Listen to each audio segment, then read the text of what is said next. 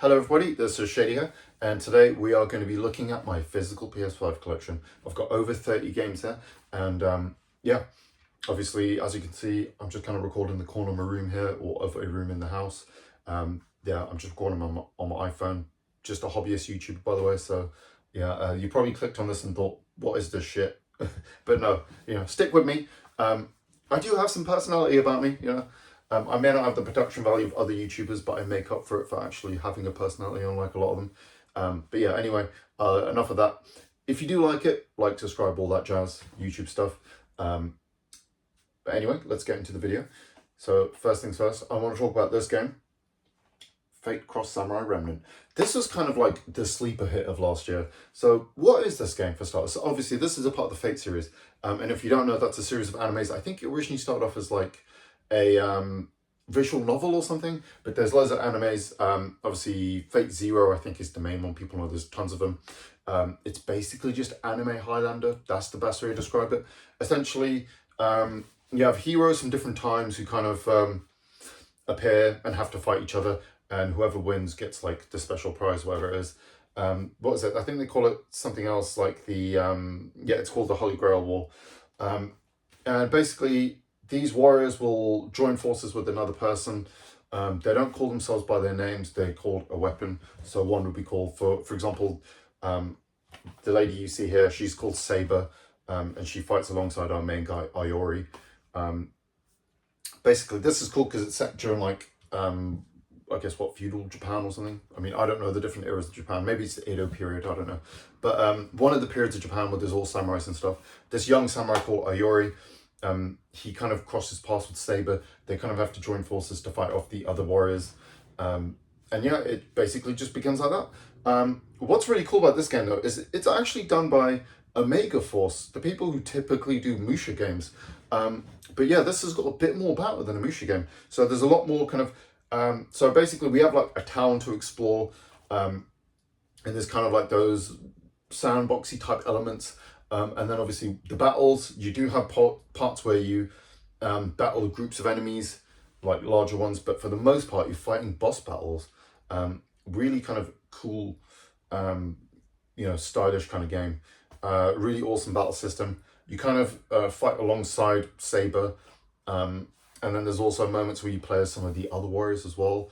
And it's kind of heavily visual novel based as well on top of that, so there's a lot of story, it's a lot of fun. This is also available on like PS4 and Switch.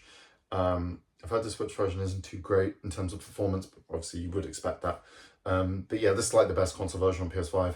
I only picked it up because like I just got some good reviews, like, and then I just, a couple of days before it came out, and I was like, okay, I'll pick it up, and pleasantly surprised. Really cool game. And there's also like some other gameplay elements to it as well, but I won't spoil too much of that. Really good game though. Like I said, it is kind of like a hidden gem, so check it out.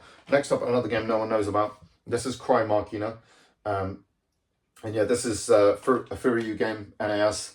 So yeah, as you can know, it's basically kind of an action RPG essentially. We play as this girl who's kind of been reborn as this kind of cyborg thing. And she has to fight off against like these alien robots or something like that. And yeah, it's basically the gameplay loop.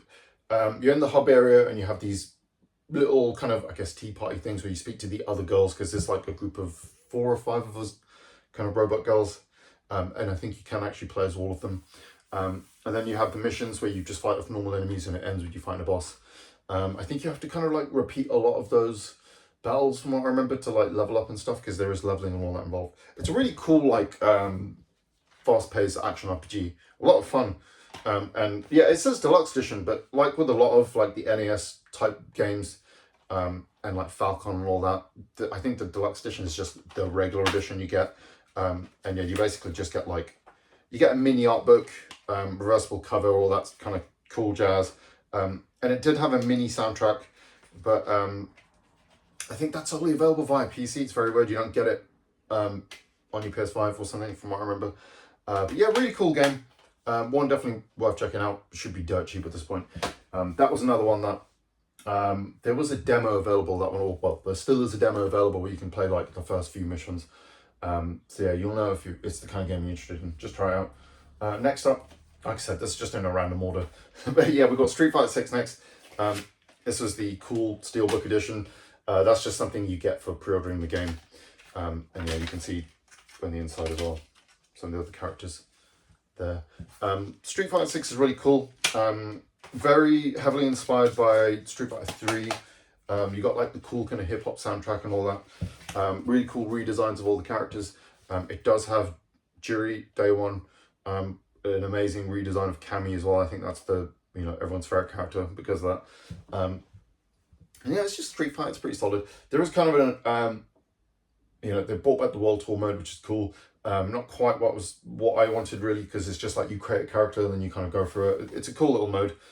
And the only annoying thing is it has this kind of like casual mode where you can kind of do combos and stuff with like a single button from what I remember. And like, there's no way of turning that off. So when you fight people online, they will be able to use that from what I remember. So yeah, that aspect of it I don't like. But you know, it's Street Fighter. Yeah, I'm not really into the competitive side of fighting games myself. I just play them casually, so it's fine for me. I mean, I do like to get into it a little bit, if you know what I mean. I guess you can kind of call me like middle, like adept or whatever, like bit more than casual, but not really hardcore in the game. Because obviously I play a lot of different types of games and all sorts. So yeah, it's a cool game. Definitely worth picking up. Got so many people like making noise outside. What is this about? Yeah, it's just everyone wants to ruin my videos. 1 minute there's a plane going past, so I had to re-record. Now there's some guy coming with like a tractor or something. But anyway, yeah, Street Fighter 6 is awesome. Check it out. Next up, this is one I got relatively recently. This is Rise of Ronin, or Rise of the Ronin. Obviously, Team Ninja game. This is basically their kind of take on Elden Ring, really. It's basically open world Neo, Souls-like type game. But obviously, what's really cool with Team Ninja's approach to the Souls-like is it has a very kind of deep, cool battle system. The guy's coming back.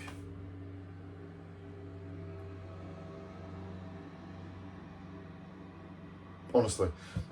Yeah, so Rise of the Ronin is basically open world version of Neo, essentially. And what's really cool about this is you get like two characters, the male and the female character, and you can kind of just switch between them, which is really cool. You can choose which one you want to use in a mission and stuff. And what's really cool is I didn't realize that. I just picked the female character and like kind of customized her and everything, and didn't touch the male dude. And then like so I have like a really cool looking version of the girl, and then the male dude is just like the default guy, which is really funny. But yeah, if you want like, you know, just a solid Team Ninja game, you got this. You know, their battle systems are always awesome. And yeah, the game looks nice, runs awesome, all that sort of thing. Yeah, it's Team Ninja. Can't go wrong. This is one I got really recently. I haven't even touched this one yet. But yeah, I got the physical version of Baldur's Gate 3. I actually have like the full collector's edition. I'll probably do like a separate video showing that. But yeah, I pre-ordered it, I think it was last year, as soon as they announced it. And I only just got it a few weeks back because it got like delayed and stuff.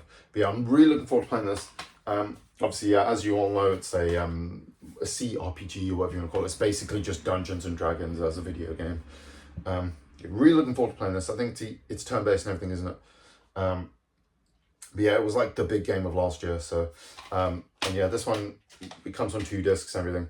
I think it's not quite everything on the disc because I think there has been another patch released after this was printed or something. So yeah, you know, in a preservation standpoint, that's annoying. And obviously, you can do 2-player split screen co-op on this game. I don't know if it's split screen, but you can do co-op, couch co-op in this day and age, which is awesome. Yeah, I need to find someone who's willing to play this game with me, though, because that would be awesome. But yeah, I'm really looking forward to trying that one out. I mean, yeah, I'm sure most of you guys have played it anyway. So next up, another fighting game, Tekken 8. And yeah, this is awesome. Tekken is just solid. I've always loved Tekken since like Tekken. I played Tekken 2. I got it bundled with my PS1 back in the day. I've played Tekken 1 and it is fun as well. But yeah, Tekken's just a solid series. And yeah, this one, it's very weird because I didn't really play much Tekken 7, even though I was just going on about how much I love Tekken. But yeah, this one, it adds this kind of special meter thing to it, which is a bit different from what I'm used to with Tekken. But it's still really solid. And yeah, I got to just a little bit of a rant now. One thing I hate about these fighting games now is the whole season pass model. and like having to buy characters. Like you pay fucking 20 odd quid or something like that. I think I want to say either in this or Street Fighter, it might be like fucking 30 quid for the season pass for a year, and you get like 4 or 5 characters, maybe 6. I don't know. I just don't like that at all. You know, friggin' Tekken Tag Tournament 2 had like 50 odd characters, I think, all bloody included in the game. You know what I mean? Like, why have we regressed with that crap? And the thing is, you're charging us more for these games now, but you're giving us this content, and I don't get that. But yeah, anyway, it's a good game. I should probably make a separate video ranting about modern gaming, really, but you know, I like modern gaming. I love gaming for the most part. It's just some of these practices are annoying, you know. DLC practices and microtransactions are just annoying, but yeah, it's kind of a moot point, I suppose. Next up, this is another PS5 exclusive. It's Stella Blade, which recently we found out has sold 1 million copies, which is awesome for basically a new game. This is basically Korean near automata, best way to describe it. Yeah, it's just a solid game. What I like about it is, yeah, it's got like, you know, not just the female characters, you know, attractive, but you know, it's a solid battle system. And I was ranting about DLC practices, but this game includes all of these costumes in the bloody game. All you have to do is unlock them, and that's it. And they even gave an update that gave a few free costumes as well on top of that. So yeah, if you're into the whole dress up kind of aspect of it, you'll like it. But it is also a solid little RPG as well. And yeah, it's just, it feels like a game from like the PS2 era or something. It's like a very much a throwback type game. And it's really cool. Next up, Tactics Ogre Reborn. And yeah, this is just, you know, Tactics Ogre, which obviously I believe was originally a Super Nintendo game. And then I think there was like a PS1 version, the PSP version as well, which is one of the ones I played, which was then ported to mobile. And then this is basically, you know, that kind of, I don't know if it's actually fully 2D HD, but it's kind of that subtle style. I don't know if it's done by Team Asano, but yeah, it's just basically the kind of a fully complete version of the game. You get voice acting as well if you want as an option, both in English and in Japanese. This one has one system I really like, which is you now have this thing called the party level as opposed to having to level individual classes, which is cool, but at the same time, I think the game is actually more difficult from what I remember, in comparison to like the PSP and all that. Yeah, there's videos from what Austin, whatever his name is, that guy I've spoke about before. He's done a full video explaining the differences between all the versions. So, but it's a really solid one. Also on Switch and PS4 as well, if you're interested. Unfortunately, not on Xbox. It might come soon. I mean, bloody Octopath 2 finally came to Xbox, so hopefully that will come at some point. Next up, we got Ys 8, the Lachrymation Dawner. This is a really interesting one because this came out after they did the port of Ys 9 on PS5 before Ys 8, which is really funny. And also, Ys 8 had PS4 Pro support, so you could already kind of play it as like 4K 60 on PS5 and back compat. But they decided to do a full PS5 version of the game, which I'm not going to complain about. This is the Deluxe Edition as well, like I was talking about. So you get an actual soundtrack CD, a CD, and a mini art book, which is cool. And yeah, that's just the version you get on PS5. The Deluxe Edition is just the standard version on PS5. So, but yeah, so I guess if you missed out on like the Deluxe Edition on PS4, you can get it now for PS5 instead. But yeah, this is really cool. It's basically essentially the PC version on like high settings. You got better draw distance, texture models, full 4K 60. There's an option for 120 mode, all that, all DLC included, as well as like, if I remember correctly, this was originally a PS Vita game, and then it was ported to PS4, and there was a couple of like DLCs on the Vita that weren't ported to PS4, but they're all included here now. So yeah, just a really solid action RPG. You can switch between the 3 characters on the fly. You have to explore Island and kind of build it up, so you've got this kind of you know, base building management thing involved within it. Really solid game. Yeah, I haven't really played much of the Ys games, but I really like that one. And yeah, Ys 10 is coming out near the end of the year, and that's awesome as well, so check that one out. Next up, this is Princip The Lost Crown. An amazing game, in my opinion. This is basically a Metroidvania. But what makes this one really cool is it has a really deep battle system, and the platforming is like really freaking good. Like up there at Prince of Persia, really difficult. Yeah, so it's kind of like a Prince of Persia twist on a Metroidvania, which is really cool. And what's great about this game is has a solid story, decent length, all that, looks beautiful, and there's even like this guided mode for people who don't want to just play as a Metroidvania. It'll tell you exactly where to go. That's not the best way to play because you kind of want to explore and kind of find things and hidden upgrades and all that. But still, really awesome game. Yeah, and this will take you probably about 20-ish hours or so. So it's a decently length game as well. So yeah, next up, Dragon's Dogma 2. Yeah, this is just basically a slightly better version of the first Dragon's Dogma. Really like this game. I like a lot of what it's going for in terms of the immersive elements of the gameplay. But I have to also say that they didn't make enough improvements over the first game to kind of fully hold my attention, because I didn't complete the game, but I played it for a good while. And it is a great game. Like I said, the pawn system is amazing. Still one of my favorite kind of online systems on an offline game kind of thing, or an online integration in a single player game. So essentially, obviously, it's an action RPG. And then you create your character and then you create a pawn. People can use your pawn and you can use other people's pawns. So you can build a party of 4 different classes and then, take on the world. But you kind of have to like explore basically the whole world on foot. They haven't even added mounts, which is so annoying. And like fast traveling isn't a thing. You can only fast travel to certain points and you have to use an item. Port keys are then called. Or you have to use carts.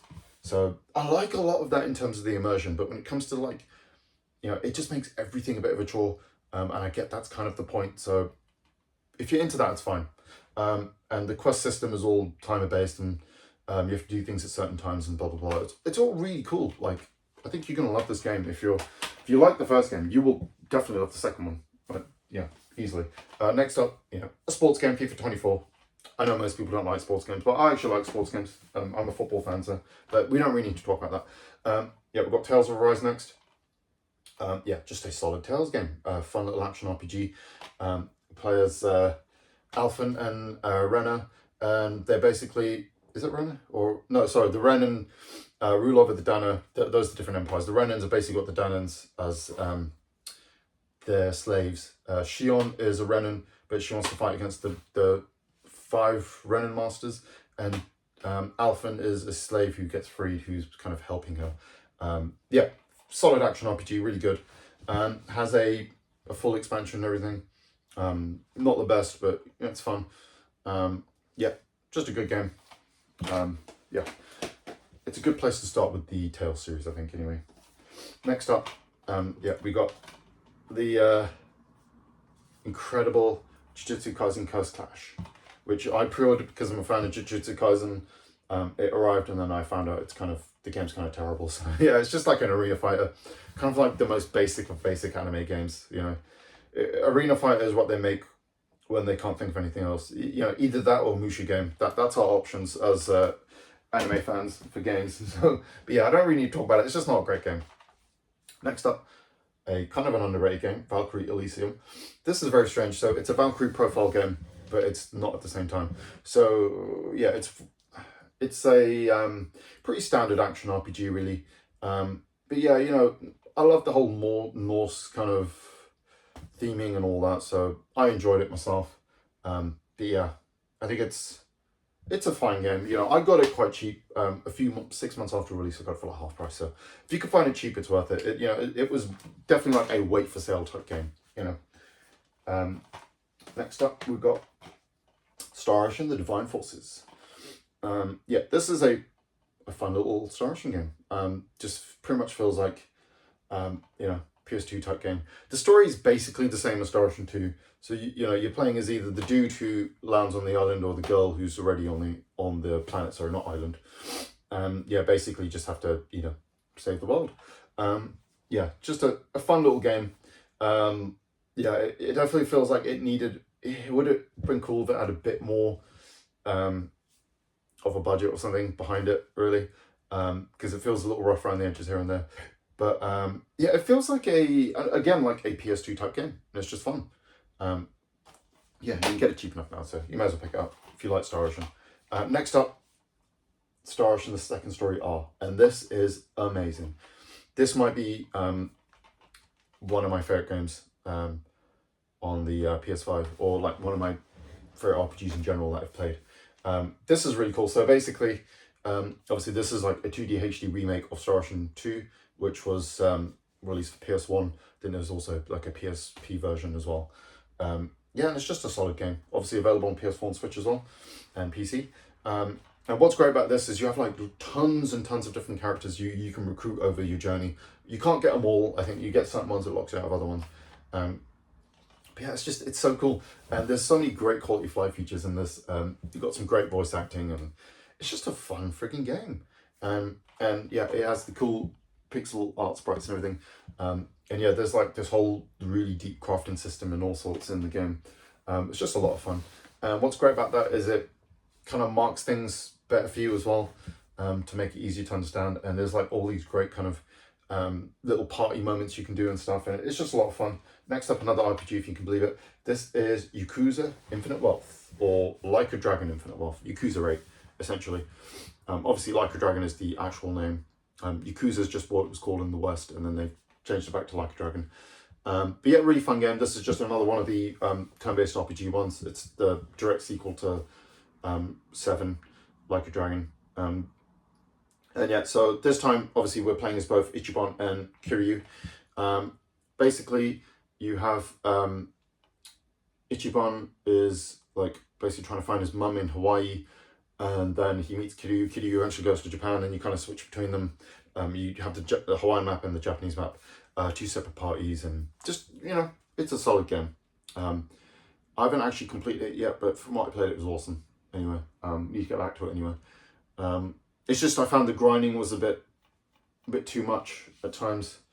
Yeah, I couldn't find any good grinding spots, but yeah, I'll probably just have to look up a guide to find somewhere good to grind.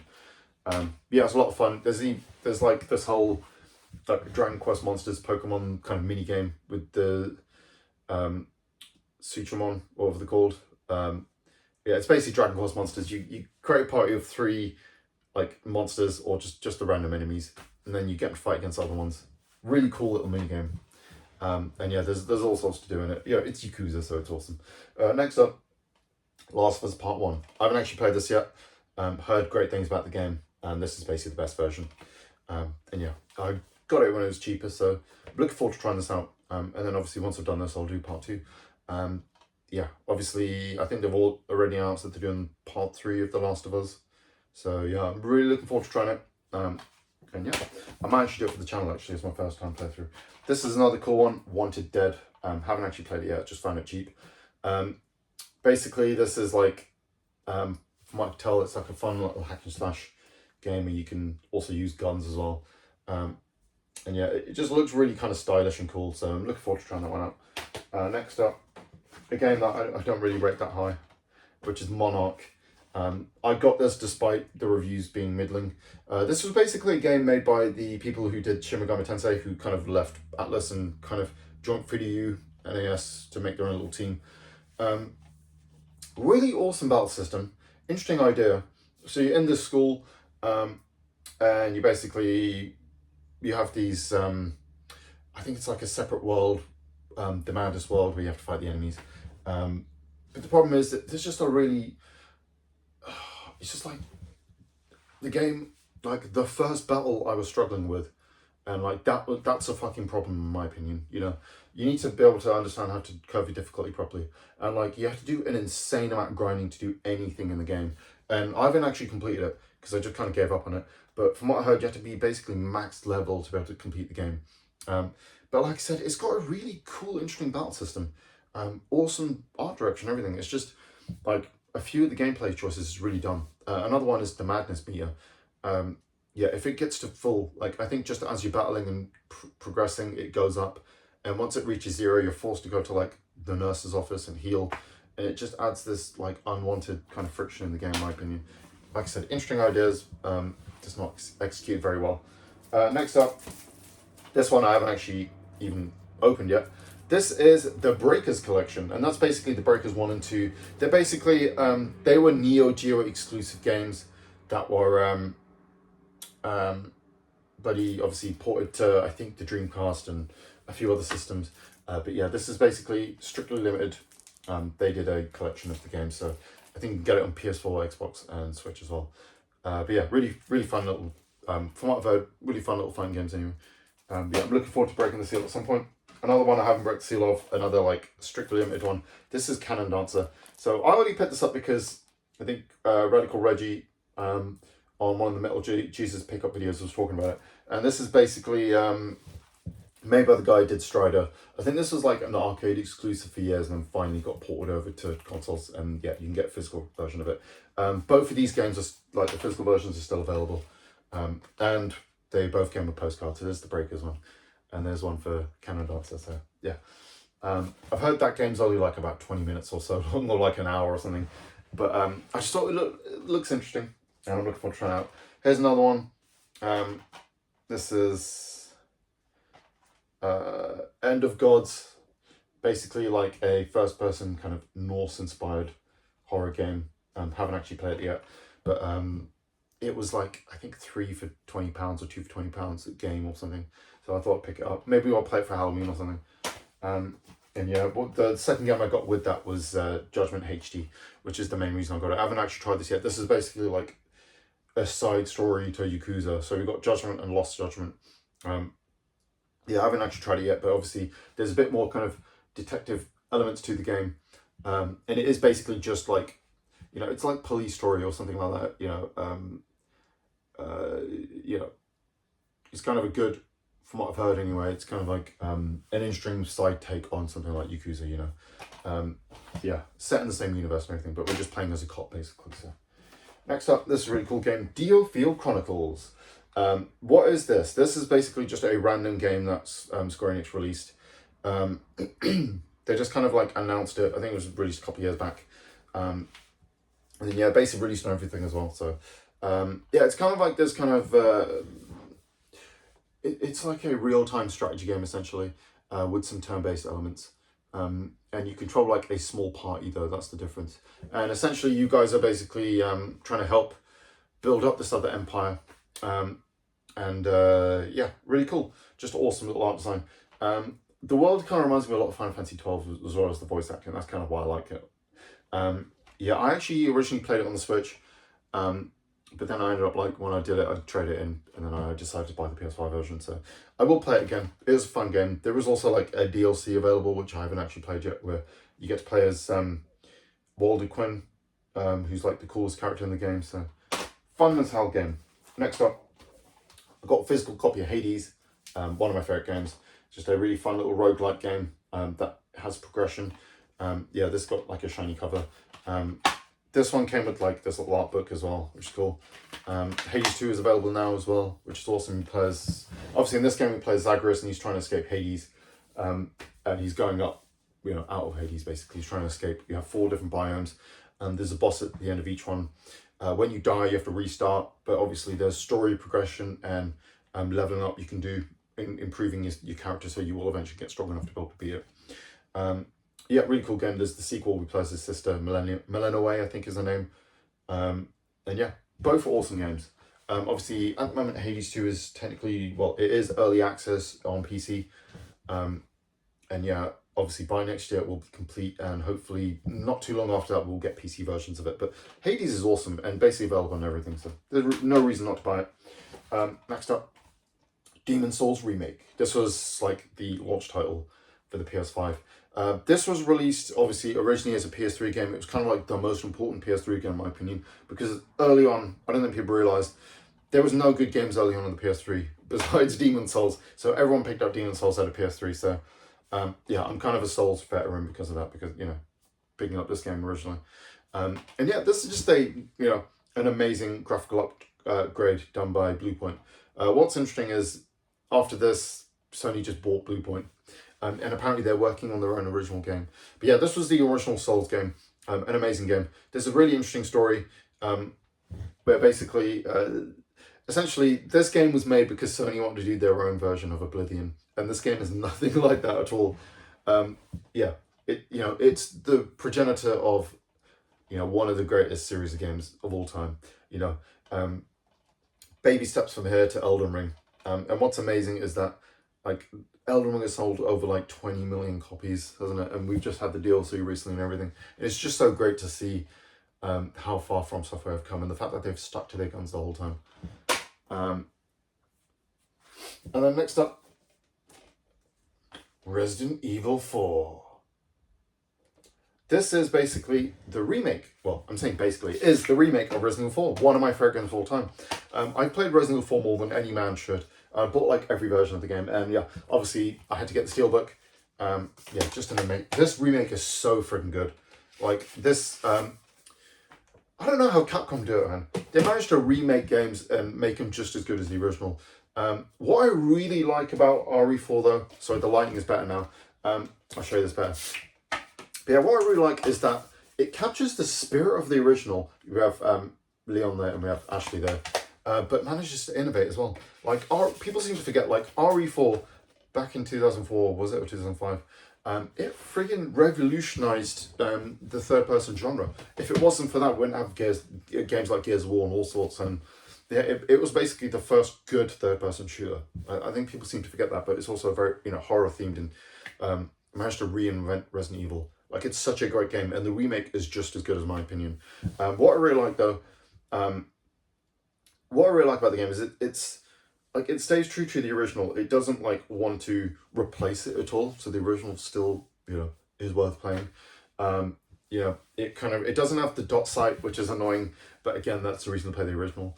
And it adds this new parry mechanic, which is so cool. So the knife works differently. It does degrade over time. And it is still probably the most useful thing in the game. But you can also parry things now, so any projectiles, anything. And there's like some, timing involved to it. That's why I love Capcom so much. Like, who else would think of adding a parry mechanic to a third-person shooter? Like, no one besides them. I should probably just do a whole separate video talking about how much I love Resident Evil 4 and its remake. But yeah, it's an amazing remake. Definitely pick it up. Obviously, yeah, available on everything. There's even a friggin' PS4 version, so yeah. We've got a couple of games left in my favorite franchise of all time. We got Final Fantasy 16. This is the cool ass Deluxe Edition. I really love this game, by the way. What I love about it is it's kind of like, there's the cool collector's edition, the Steelbook. I think you only get the Steelbook with this and like with the Deluxe and like the collector's editions. I don't think you can get it as just like a pre-order thing.